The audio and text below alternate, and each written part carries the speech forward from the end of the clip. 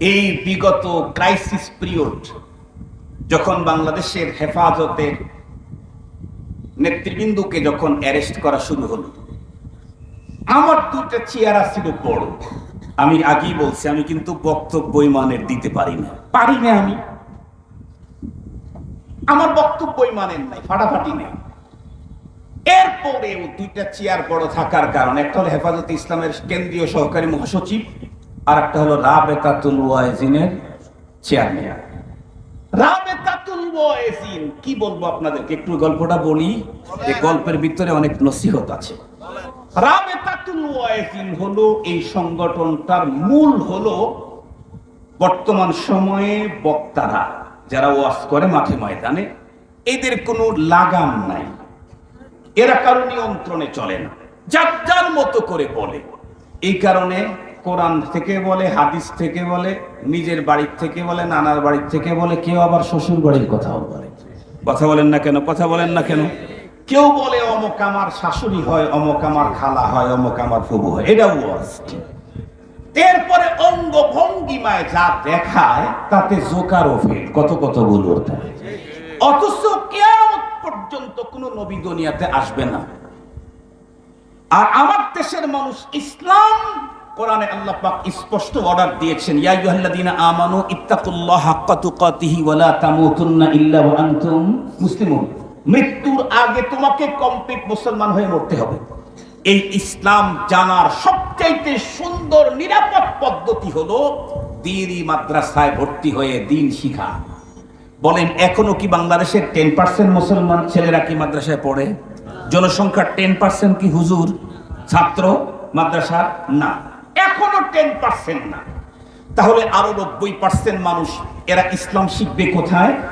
এই জন্য হযরত উলামায়ে কেরাম চলতে ফিরতে মাদ্রাসা করেছিলেন। যেমন আমাদের দেশের গভর্নমেন্ট স্বাভাবিক পদ্ধতিতে বিএ/এমএ পাশ করার যেমন সুযোগ ছিল, উন্মুক্ত পদ্ধতিতে বিএ/এমএ পাশ করার সুযোগ করে দিয়েছিল, ঠিক তদ্রূপ একটা ছেলে 24 ঘন্টায় মাদ্রাসায় ভর্তি হয়ে দ্বীন শিখবে, ইসলাম শিখবে, ঈমান শিখবে। 90% মানুষ ওই এরিয়ায় যায় না, সে কি নিয়ে কবরে যাবে? এজন্য ওয়াজ মাহফিল, খানকা, মসজিদে জুমার নামাজের আগে নানা টাইমে তাদেরকে উন্মুক্ত পদ্ধতিতে ইসলাম শিখানোর একটা সিস্টেম বড়রা চালু করেছে। কিন্তু দুঃখের সাথে বলতে হয় কি, চলতে চলতে ওয়াজ মাহফিলে আর দ্বীন শিখানোটা, কথা বলেন না কেন, তেমন আর হইল না। কি হইল? মুখরোচক, কানসু, যেই কথাগুলি শুনতে মজা লাগে। আমার অনেক বড় আফসোস হয় এবং মনে চায় যে নিজের আঙ্গুলটা নিজে কেটে কামড়ে খেয়ে ফেলি যখন কোন আলেম বলে কথা, আজকে হুজুরের ওয়াজটা মজলো না। এই শব্দটা শুনলে আমার নিজের আঙ্গুল নিজে চাবায় খেতে মনে চায়। সাধারণ একজন পাবলিকে কথা বলতে পারে, ওয়াজ কি মজার জিনিস? ওয়াজ তো দ্বীন শিখার জিনিস। আমি তো আখলাক শিখতে এসেছি, আমি তো দ্বীন শিখতে এসেছি। কই সারা দুনিয়ার একটা ছাত্র তো কোনোদিন বলল না যে আজকে হুজুরের অঙ্ক কষাটা মজলো না, এ কথা তো কেউ বললো না। আজকে হুজুরের জ্যামিতির ক্লাসটা মজলো না, এ কথা তো কেউ বললো না। কেউ তো বললো না আজকে হুজুরের ইতিহাসের ক্লাসটা মজলো না, এ কথা কেউ বললো না। কেন?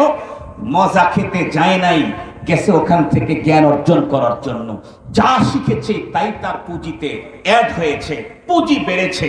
ঠিক তদ্রূপ প্রত্যেকটি মানুষ ওয়াজ মাহফিলে মজা নেওয়ার জন্য আসার কথা ছিল না, আসার কথা ছিল এখান থেকে ইসলাম আর দ্বীন শিখার জন্য। হুজুর যেটাই বলেছে সেটাই আমার পুঁজিতে অ্যাড হয়েছে, যেটাই বলেছে সেটা আমার পুঁজি বেড়েছে। এই কথাগুলি আমরা শুনতে পাই এখন। মুহতারাম হাজির, তো আমরা তখন চিন্তা করলাম, এইভাবে যদি চলতে থাকে, অলরেডি এদেশের সুধীজন সাধুজন আপার শিক্ষিত লোকদের অন্তরে বক্তাদের প্রতি একটা অনীহার সৃষ্টি হয়েই গিয়েছিল। আমরা তখন চিন্তা করলাম, এটা যদি চলতে থাকে তাহলে আগামী প্রজন্ম দুনিয়াটা ঘোরাচ্ছন্ন অন্ধকার হবে। কেন? আর তো নবী আসবেন না। কিয়ামত পর্যন্ত মানুষ দ্বীন শিখলে দাওয়াতের মাধ্যমেই শিখবে। আর দাওয়াতের এই পদ্ধতিটা যদি মুকাদ্দার হয়, এটা যদি ময়লাযুক্ত হয়, এটা যদি কলঙ্কিত হয়, মানুষ যখন ওই দাওয়াতের কাছে না যাবে তাহলে সে আর ঈমান পাবে না। আগামী দিনে মানুষ ঈমানহীন হয়ে যাবে। মূলত প্রশিক্ষণ দিয়ে বড়দের সহবতে নিয়ে তৈরি করে বক্তাদেরকে দায়ী ইলাল্লাহ করে গড়ে তোলা রাবেতার মূল লক্ষ্য ছিল।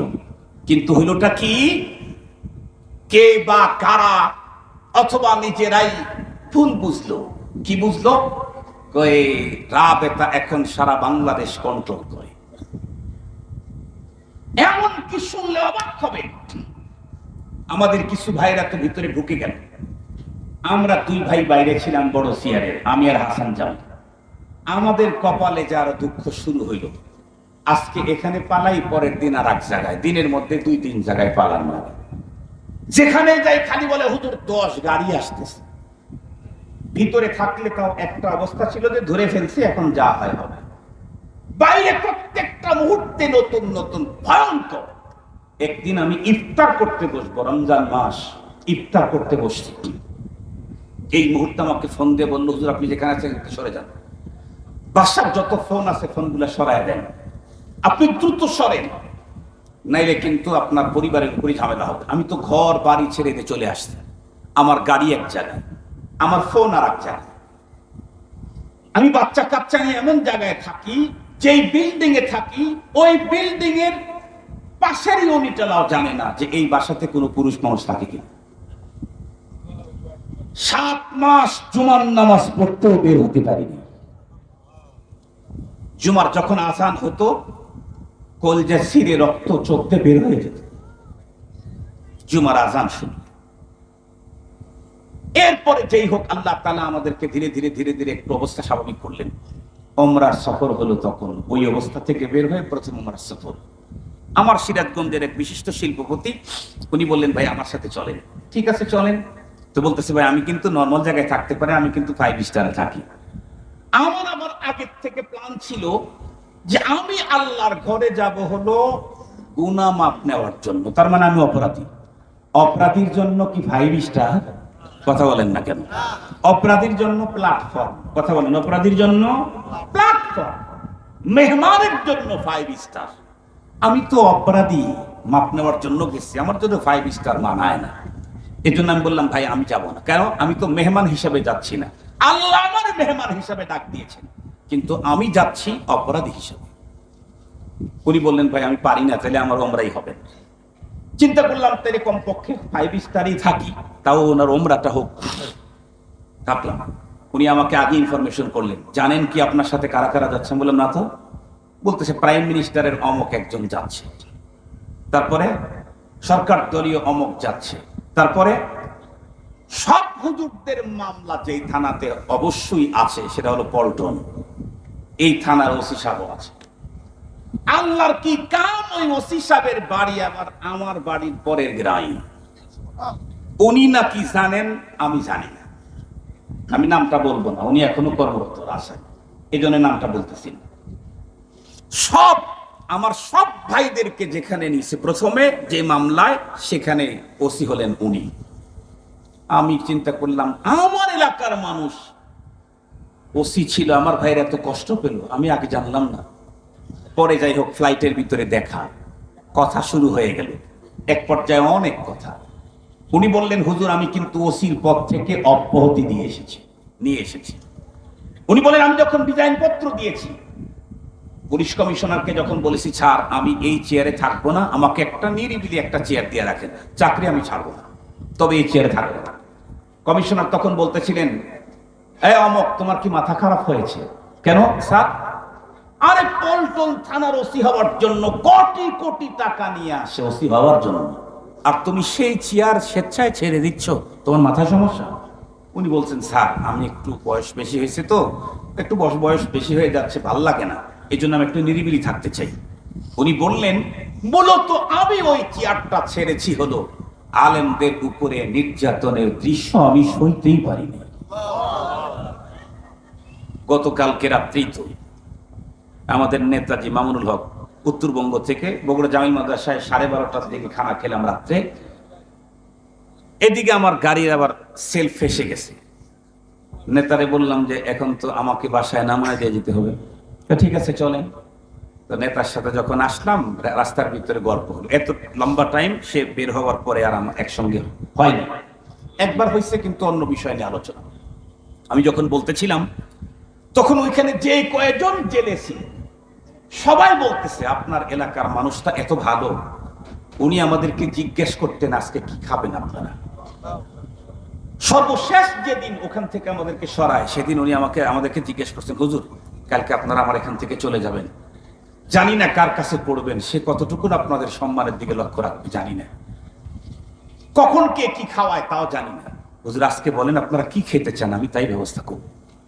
মঞ্জুর ইসলাম আফিন্দি সাহেব একটু বেশি মস্কারি করে, রসিক মানুষ, তো বলছে যে ওসি সাহেব আমাদের অনেকদিন হয় বাসার থেকে আসছি, ইলিশ মাছটা মজা করে খেতে পারতেছি না, আপনার এখান থেকে যাওয়ার পরে যে ইলিশই দেয় নাকি বাম্বুই দেয় আল্লাহ ভালো জানে, এই জন্য আজকে যদি একটু খাওয়াইতেন। উনি খুব চেষ্টা করছে কিন্তু ইলিশ পায় নাই। উনি বলতেছেন যে আমি এই কষ্টটা দেখতে না পেরে আমি কাজের থেকে অব্যাহতি নিয়ে আসছি।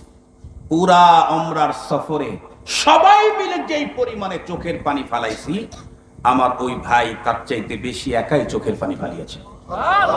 উনি বলেছিলেন আমার দৃঢ় বিশ্বাস এই নির্দোষ আলেমদের প্রতি যেই নির্যাতন, মামুনুল হক একদিন এমন এক অবস্থানে যাবে মামুন ভাই, সেই দিন ওরা তাকায় তাকায় দেখতে চাইলেও হয়তোবা ওদের চোখ ওই পর্যন্ত যাবে না।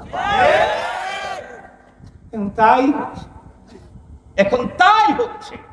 মুহতারাম হাজিরিন, যেই কথাটা বলার জন্য এতগুলি কথা বললাম সেটা হলো ওইখানে যাওয়ার পরে আমাকে উনি বলতেছেন, বাসিত ভাই আমি যে প্রতিবেশী যে তার, আমার আব্বাকে তো চেনেন, আমারও চেনেন, আমি ওরা চিনি না। আমাকে বলতেছে যে আপনি তো আসতেন, তাহলে কি সৌদি আরবের রাবেতার নেতৃবৃন্দ আপনার সাথে দেখা করতে আসবেন? আমিও অস্থির হয়ে গেছি, আল্লাহ কোথায় রাবেতা আলমে ইসলামে, কোথায় রাবেতাতুল ওয়াইজিন, কোথায় আব্বাস, কোথায় গাব্বাস, কোথায় শেখ সাদি, কোথায় বরকিন নাদি। আমি বললাম আপনি কি বলেন? আরে রাবেতা আলমের সাথে আপনাদের সম্পর্ক নেই? কোনো সম্পর্ক নাই। কয় হায় হায়, গভর্নমেন্ট তো আপনাদের বিরুদ্ধে এত বেশি খেপছে, তার একটা বড় কারণ হলো রাবেতা মনে করছে রাবেতা আলমে ইসলামীর অঙ্গ সংগঠন বিগত সময় অমুক দল, নাম বললাম না, অমুক দল এই রাবেতা আলমের সাথে সম্পর্ক রেখে কোটি কোটি টাকার অ্যাসেট তারা করেছে, এলাকাতে অনেক কাজ করেছে, জনপ্রিয়তা অর্জন করেছে, সেইটা এখন আপনারা নিয়েছেন, তাই আপনাদেরকে আগেই রুখতে হবে, তাই তো আপনাদের বিরুদ্ধে এত বড় অ্যাকশন। আমি চিন্তা করলাম লা হাওলা ওয়ালা কুওয়াতা ইল্লা বিল্লাহ, আমাদের এলাকার অবুঝ বাচ্চারা, কম আকল কম সুমুজওয়ালা মানুষেরা রাতের অন্ধকারে কলা গাছের ডালটা যখন পড়ে দেখছে খুব পিটাইছে, এলাকার মানুষকে নিয়ে এসে পিটাইছে, কিন্তু সকালবেলা দেখে যে ওইটা আসলে কোনো সাপ ছিল না।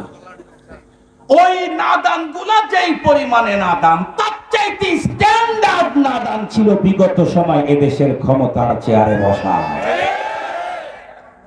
কোথায় রাবেতা আলমে ইসলামী, কোথায় রাবেতাতুল ওয়াইজিন? এই চেয়ারের কারণে কত কষ্ট করতে হয়েছে আমাদের।